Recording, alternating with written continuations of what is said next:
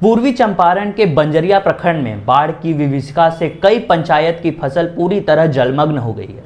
इस आपदा ने क्षेत्र की कृषि व्यवस्था को तहस नहस कर दिया है।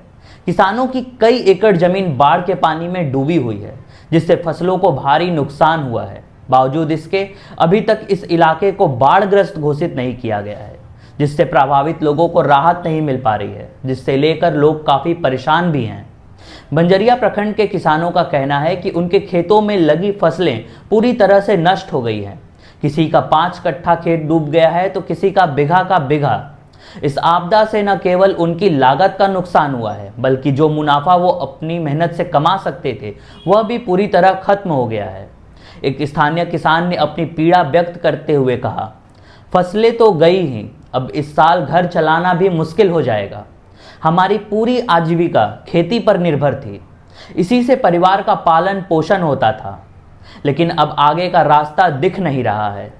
कई किसानों ने कर्ज लेकर खेती किया था, अब वह कर्ज चुकेगा कैसे, इसको लेकर चिंतित हैं। गांव में फैले इस जल प्रलय से लोग चिंतित हैं। बाढ़ की स्थिति के कारण आने वाले महीनों में उनके जीवन यापन की साधन बुरी तरह प्रभावित हो सकती है।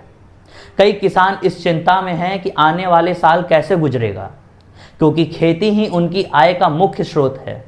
इस स्थिति में परिवार का पोषण और बच्चों की पढ़ाई लिखाई कैसे होगी, यह सवाल सभी के मन में है। ग्रामीणों का कहना है कि जब तक इस इलाके को बाढ़ग्रस्त घोषित नहीं किया जाता, उन्हें सरकारी सहायता नहीं मिलेगी। राहत सामग्री, मुआवजा और अन्य सरकारी सुविधाओं से वंचित रहने की वजह से उनका जीवन मुश्किलों में घिरता जा रहा है।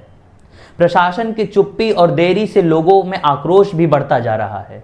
कई पंचायतों में स्थिति इतनी विकट हो चुकी है कि जहां तक नजर जाती है केवल पानी ही पानी दिखाई देता है। खेतों में हरियाली की जगह अब पानी का सैलाब है। धन्यवाद।